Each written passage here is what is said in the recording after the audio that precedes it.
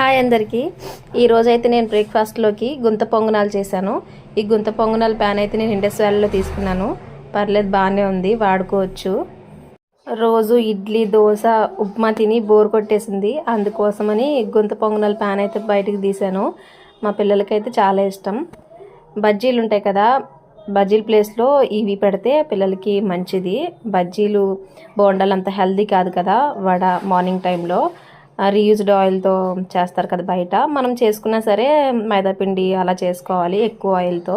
So ఎక్కువ ఆయిల్తో deep fry చేసింది కూడా అంత మంచిది కాదు కదా. సో అందుకని నేను గుంత పొంగనాల ప్యాన్ అయితే తీసుకున్నాను. నేను ఎప్పుడు గుంత పొంగనాలు చేసుకున్నా ఇడ్లీ పిండి ఆర్ దోశల పిండితో చేస్తాను మిగిలిపోయినప్పుడు. ఇంట్లో కాంబినేషన్గా నేను శనక్కాయల చట్నీ చేశాను. మా పాప అయితే తిందు, అంతగా ఇష్టపడదు.